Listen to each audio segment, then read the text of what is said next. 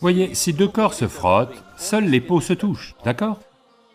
J'ai ce genre de relation avec les gens, dans lesquelles mes énergies vitales résonnent avec leurs énergies vitales. Ces plantes qui donnent des fruits trop tôt ne deviendront jamais de véritables arbres.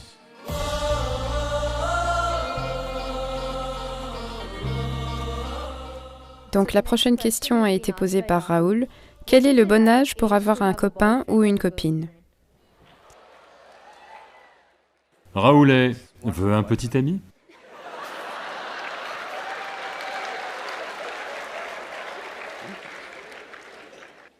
C'est légal.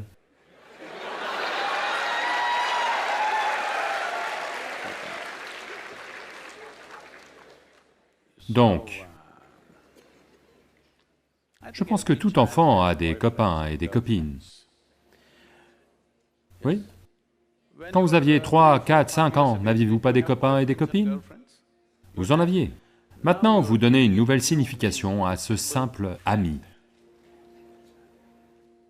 Eh bien, un ami ne veut pas forcément dire que ça doit devenir physique.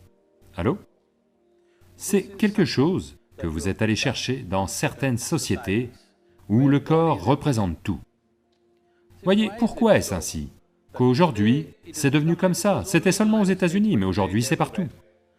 Si vous dites une relation, les gens pensent qu'il s'agit d'une relation basée sur le corps. Eh bien, n'ai-je pas une relation avec vous, là, maintenant? N'avez-vous pas une relation avec vos parents, vos amis, vos professeurs? N'avez-vous pas une relation? Allô? Oui, mais vous ne pouvez pas le dire. Si vous dites « j'ai une relation avec mon professeur », ils vont penser « oh, vous faites des cochonneries avec votre professeur ». Pourquoi êtes-vous devenu comme ça? Voyez, le problème est simplement ceci. Votre intelligence a été détournée par vos hormones. Si je dis « tu es mon ami », ça veut dire que je dois jouer avec ton corps? Est-ce une nécessité? Allô?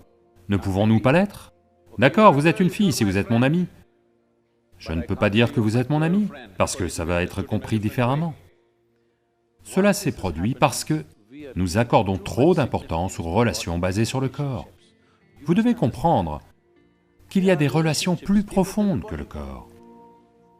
Vous pouvez avoir des relations très profondes avec les gens sans que votre corps ne soit impliqué, n'est-ce pas ainsi?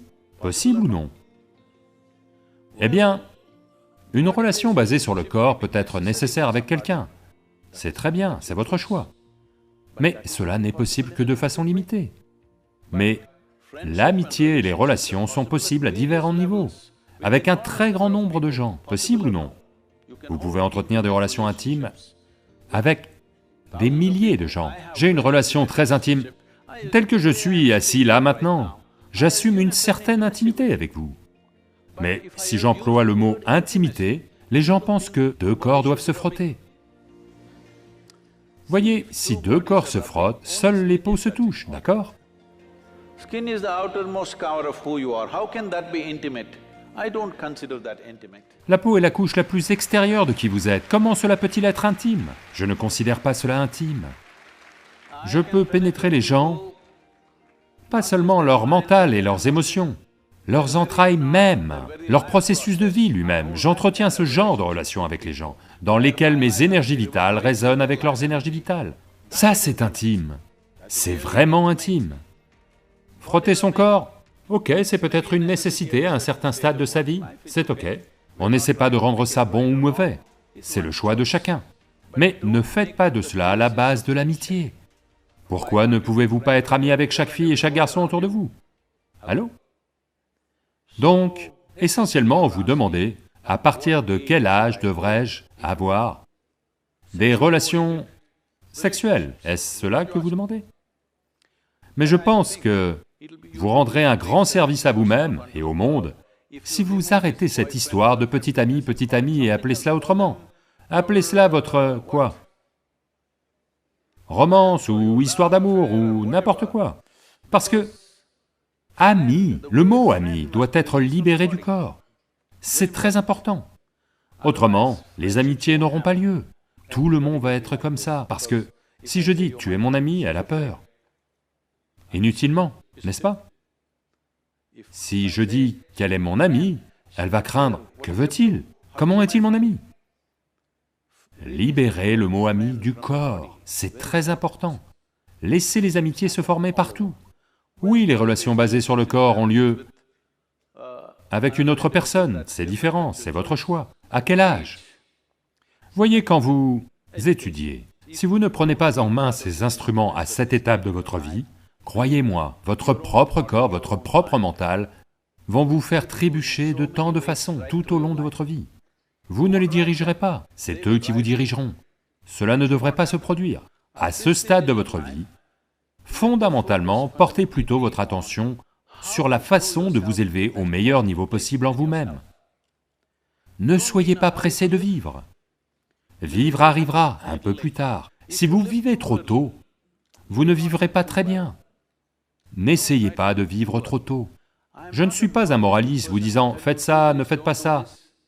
Si quelqu'un a un tel besoin compulsif, il peut le faire.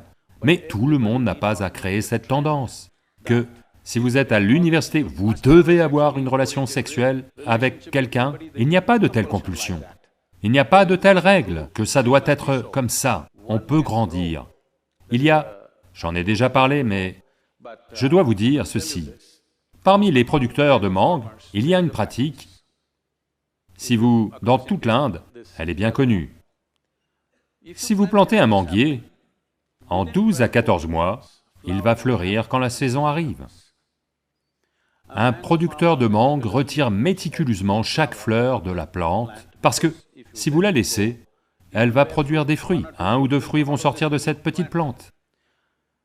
Seules celles qu'on ne laisse pas fructifier jusqu'à 3 ou 4 ans vont devenir de véritables arbres et produire beaucoup de fruits. Ces plantes qui produisent des fruits trop tôt ne deviendront jamais de véritables arbres. Donc un producteur de mangue a cette sagesse, il n'arrête pas de couper chaque fleur. De même, l'être humain ne devrait pas être pressé de vivre. L'important c'est qu'avant d'essayer de vivre, vous êtes à un niveau suffisamment élevé pour que la vie se déroule bien pour vous. Vous vivez trop tôt, alors ça pourrait devenir une tâche difficile toute votre vie. Et demain, beaucoup de problèmes ont lieu. Voyez, si vous allez dans les universités occidentales, là maintenant, je reviens juste de la Ross Business School, cette semaine, j'étais à la Ross Business School, puis à la Harvard Business School, et si vous regardez là-bas, je ne sais pas quel est le pourcentage, mais les gens me disent, ou si simplement vous observez, vous allez voir, la plupart des visages là-bas sont indiens, chinois, et ainsi de suite. Seuls environ 40% sont caucasiens ou blancs américains, bien qu'ils soient la population majoritaire là-bas. Pourquoi ça? C'est que ces familles indiennes et chinoises, leurs enfants disposent d'un certain système de soutien et ils doivent vivre avec leurs parents jusqu'à leurs 25 ans à peu près, jusqu'à la fin de leurs études universitaires. Mais en général, dans les familles blanches, dès qu'ils ont 18 ans, ils s'éloignent de leur famille, ils vivent tous avec leurs partenaires, ils traversent des choses émotionnelles, ils doivent gagner de l'argent pour ça et quotidiennement, le soir, ils doivent s'occuper de leurs partenaires. Pas le temps d'aller à la bibliothèque, pas le temps d'étudier. Tous les premiers sont indiens, juifs et chinois. Vous n'avez qu'à regarder l'ensemble des universités aux États-Unis. Donc, qu'est-ce que ça signifie? Tout un tas d'Américains ne terminent même pas l'université, simplement parce qu'ils ont un copain et une copine et tout ne se passe pas toujours bien. Des choses vont se produire, des ennuis quotidiens, des problèmes, vous savez. Tous les jours, ces choses ont lieu. Maintenant, vous devez comprendre que c'est une période de votre vie où vous êtes au plus haut niveau d'énergie. À ce stade de votre vie, si vous créez un certain focus et un certain équilibre en vous-même, cette énergie va se transformer en quelque chose de fantastique. Mais à ce stade de votre vie, si vous n'amenez pas de concentration et d'équilibre, et que vous les acquérez, disons, lorsque vous avez 40-45 ans, vous n'aurez pas la même énergie, c'est quelque chose que les jeunes ne comprennent pas. Ils pensent que ce niveau d'énergie sera là toute votre vie. Non, non, non, non, ça va passer. Ce n'est qu'une question de 8 à 12 à 15 ans maximum. De 14 à 30 ans, il y a une certaine hausse de l'énergie. À ce moment-là, si vous apprenez comment gérer ceci, maintenir une concentration et un équilibre, vous amenez un certain focus dans votre vie, cette vie va fonctionner et se dérouler à un plus haut niveau de vie. Si vous n'apportez pas ces choses et que vous êtes pressé de vivre, alors vous verrez que ça devient une tâche difficile, non pas que vous ne réussirez pas du tout, vous pourriez y arriver, mais avec des luttes inutiles dans la vie. Donc c'est un choix individuel, si quelqu'un éprouve une si grande compulsion, il peut poursuivre cela. N'en faites pas une mode, que si vous êtes à l'université, vous devez absolument avoir une relation basée sur le corps, pas nécessaire.